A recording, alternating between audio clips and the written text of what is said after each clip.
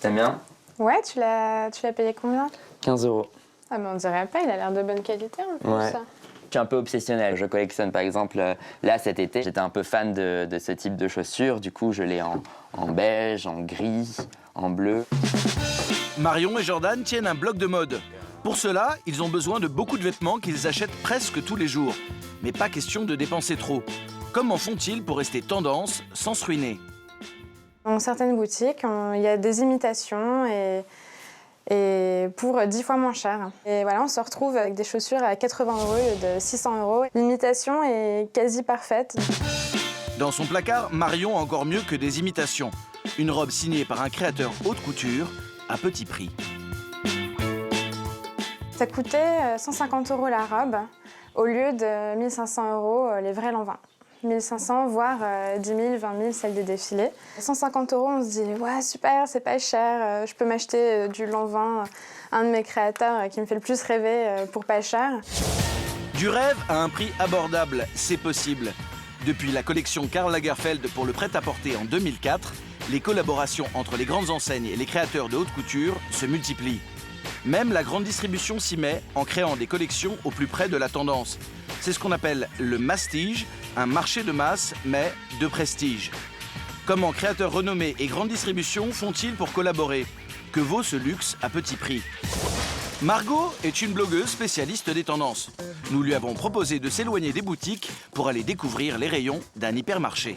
C'est peut-être un petit peu vieillot. Ce genre de boucle, c'est des choses qu'on ne voit plus depuis longtemps. Côté plissé, c'est peut-être un petit peu vulgaire. La botte cavalière est peut-être un petit peu trop hiver 2010, mais la couleur est tendance et 65 € pour une botte entièrement en cuir, ça c'est imbattable. Côté textile, Margot sera-t-elle plus clémente? C'est un pull qu'on a beaucoup vu et à 30 €, je trouve ça très intéressant. Il a l'air chaud, donc je pense que c'est vraiment quelque chose qu'on peut choisir. Cette veste, elle reprend deux tendances de la saison, la peau retournée et la cape. Et là, on a un 2 en 1. Le snood a vraiment remplacé l'écharpe cet hiver. Voilà, celle-là a l'avantage d'être dans la tendance de la fausse fourrure, donc c'est très très bien, effet petit ours. Et à 15 €, je trouve ça vraiment vraiment intéressant. J'ai été très surprise par ces rayons aujourd'hui. Je pense qu'il n'y a aucune tendance qui a été oubliée. Il y a encore des pièces qui font peut-être un petit peu peur et qui sont encore un petit peu vieillottes, mais ça n'empêche qu'on peut trouver de très belles choses. Si la mode est désormais accessible à petit prix dans cette grande surface, c'est parce qu'elle est devenue une priorité pour le responsable textile de l'enseigne. On vend de tout ici, de poissons, de la boucherie, etc. C'est la difficulté pour nous, c'est d'essayer de faire rentrer nos clients qui viennent généralement pour de l'alimentaire, de les faire rentrer dans le textile. Pour séduire le client, l'enseigne doit rester à la page. Une équipe scrute la mode. L'objectif? Trouver la tendance avec 1 an et demi d'avance. Nous nous réunissons aujourd'hui pour travailler les produits de l'été 2013. On va regarder un petit peu les tendances et puis à partir de là, on va regarder un petit peu quels produits nous allons ressortir de cette collection. Alors pour anticiper les modes qui vont plaire à nos clients, on fait appel à un cabinet de style qui va d'abord déterminer les grands courants de tendance. Nous, on va appliquer ces tendances pour qu'elles soient un petit peu plus commerciales. Est-ce que tu as lancé l'imprimé en Chine ? Oui, tout à fait. Je l'ai aussi envoyé en Inde. Il est toujours un petit peu difficile d'avoir les dernières tendances 1 an à l'avance. On étudie les défilés, notamment les défilés de New York, Londres, Paris. On voit certaines tendances qui vont émerger. Et ces tendances, nous allons décider de les faire, ce qu'on appelle en court terme, travailler au dernier moment, c'est-à-dire qu'elles sont fabriquées dans des usines plus proches de chez nous, notamment au Maghreb, en Europe de l'Est et en Italie. À l'image des grands créateurs, l'enseigne organise des défilés, mais pas pour le public. Les responsables des grandes surfaces viennent y choisir les modèles pour leur magasin. D'autres enseignes vont plus loin pour être à l'avant-garde. Elles invitent un créateur de luxe à développer une collection exclusive. Je suis en train de marcher, j'ai vu toutes ces couleurs attrayantes et printanières. L'hiver, trouver de la couleur comme ça, c'est quand même assez rare. Hein. Donc, évidemment, on est un peu interpellé. Le foulard à 40 €, pur soie, c'est pas mal. C'est bien. Je suis contente de découvrir Manish Arora, que je connaissais pas du tout. Maintenant, je saurais. Nathalie Cotin a géré le partenariat avec Manish Arora, un des directeurs artistiques de Paco Rabanne. La difficulté, il a fallu ajuster la qualité de ses créations aux tarifs du magasin.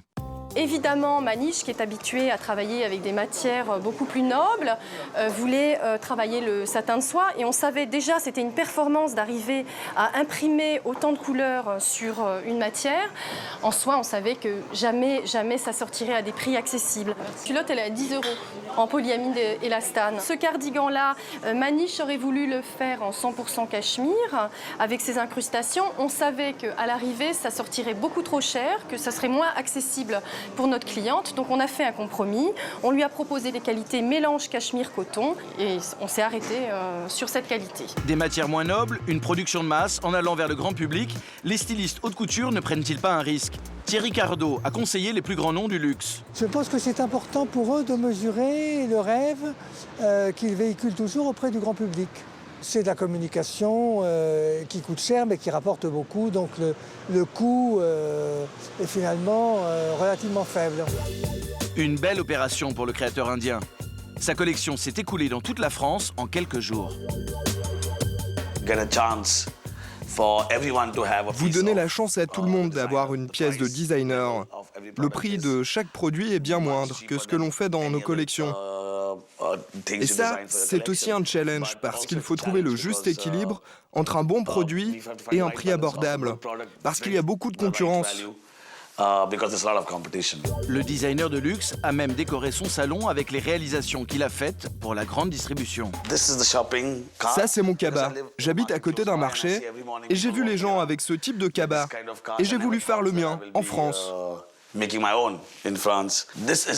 Voici le dessus de lit que j'utilise comme un plaid pour mon canapé. Ça vous rend si heureux quand vous le contemplez. La percée des créateurs dans la grande distribution n'est pas prête de s'arrêter. Un conseil, guettez les vitrines, leur création ne reste jamais très longtemps.